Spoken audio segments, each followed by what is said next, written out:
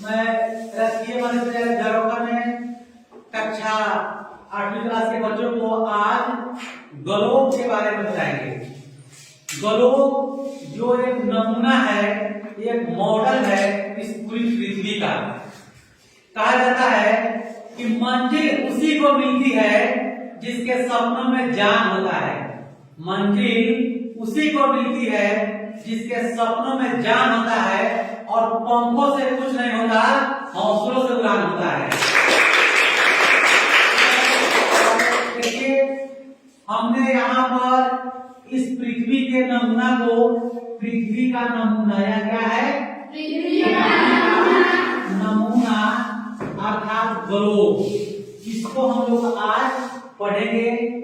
यह पृथ्वी के मॉडल है, नमूना है। इसके बीच बीच में हमने इसको बीचों बीच से दो बराबर भागों में बांट दिया। यह एक काल्पनिक रेखा है जिसे विषुवत रेखा कहा जाता है या प्रधान रेखा कहा जाता है। इस पृथ्वी के ऊपर साइड में यहाँ पर उत्तर दिशा है और नीचे साइड में कौन सी दिशा है, दक्षिण दिशा है। तो जैसे ही विषुवत रेखा इसे दो बराबर भागों में बांटता है तो इसके ऊपर वाले भाग को उत्तरी ध्रुव बोलते हैं या उत्तरी भाग, और दक्षिणी वाले भाग को दक्षिणी गोलार्ध। पृथ्वी को दो बराबर भागों में बांट दिए। ऊपर वाले भाग को क्या कहेंगे, उत्तरी गोलार्ध, और नीचे वाले भाग को क्या कहेंगे, दक्षिणी गोलार्ध। क्योंकि उत्तरी गोलार्ध जो है यह ज्यादा स्थलीय है, तो इसीलिए इस उत्तरी गोलार्ध को हम लोग स्थलीय गोलार्ध बोलते हैं, और दक्षिणी वाले भाग में ज्यादा जलीय है, तो इसीलिए इसे दक्षिणी गोलार्ध बोलते हैं। इस पूरे पृथ्वी को विषुवत रेखा अर्थात पृथ्वी का कुल व्यास है वह है 12,714 किलोमीटर। इस जो है विषुवत रेखा का लंबाई अर्थात इस पृथ्वी का व्यास है। और जब इसे दो बराबर भागों में बांटते हैं तो ऊपर वाला जो भाग है उसे हम क्या कहते हैं, स्थलीय गोलार्ध, नीचे वाले भाग को जलीय गोलार्ध। इस पूरे पृथ्वी पर 71% जो भाग है वह जल से ढका हुआ है और 29% भाग ही है जो स्थल है। उसी स्थल पर पर्वत, पठार और हमारा समतल मैदान है जहाँ पर बहुत सारे देश बसे हुए हैं। लगभग 200 देश बने हुए हैं जिसे 5 बड़े बड़े महादेशों में बांटा गया है और पूरे जल मंडल को 7 महासागरों में बांटा गया है। तो ऐसे 7 महासागर का कई गानों में भी जिक्र किया जाता है, जैसे 7 समुद्र पार मैं तेरे पीछे पीछे आ गया। तो यह 7 समुद्र की संख्या कितना है, 7, और महादेशों की संख्या कितना है, 5। तो यहाँ पर हमने देखा यह जो रोक लाइन खींचा गया है, तो इस लाइन को जो वर्टिकल रूप से खींचा गया है इसको हम लोग अक्षांश रेखा कहते हैं। इसको कौन सी रेखा कहते हैं, कौन सी रेखा, और यह अक्षांश रेखा मौसम, तापमान और जलवायु को निरूपित करता है। मौसम, तापमान और जलवायु, गर्मी, ठंडी, बरसात, इसको किस जगह पर कितना होगा, कितना होना चाहिए, कितना होने वाला है, उसको कौन सी रेखा निरूपित करता है, और यह फूलन के रूप में खींचा गया है, जो रेखा खींचा गया है जो गोल गोल टाइप से है, तो इस रेखा को हम लोग कहते हैं देशांतर रेखा। इसको कौन सी रेखा कहते हैं, यह देशांतर रेखा जो है समय तिथि को निरूपित करता है।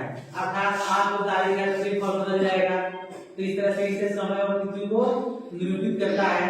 पूरे पृथ्वी को 24 टाइम जोन में बांटा गया है। कितने टाइम जोन, 24 टाइम जोन में बांटा गया है।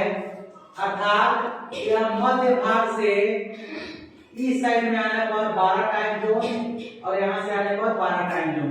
इसीलिए पृथ्वी को एक चक्कर घूमने में भी लगभग 24 घंटे का समय लगता है। बीचों बीच 12 घंटे, इसीलिए दिन और रात मिलाकर कितना घंटे का होता है, 24 घंटे का। अगर या इस रेखा पर विषुवत रेखा के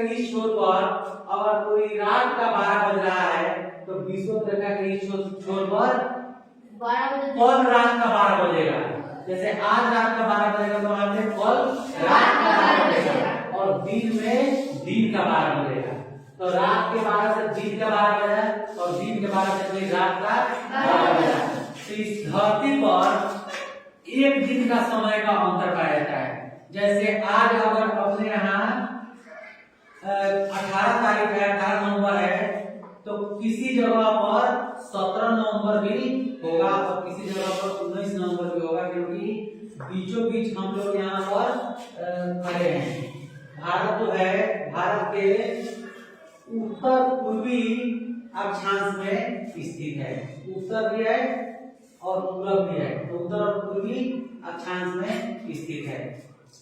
उत्तरी अक्षांश में और पूर्वी देशांतर में, क्योंकि इसको बीचों बीच अगर बांटते हैं तो भारत का स्थिति यहाँ पर आता है कि पूर्वी देशांतर हो गया और उत्तरी अक्षांश हो गया। ठीक है, यह पृथ्वी 23.5 डिग्री पर झुकी हुई है। पृथ्वी इतना गोल ऐसे स्थित नहीं है।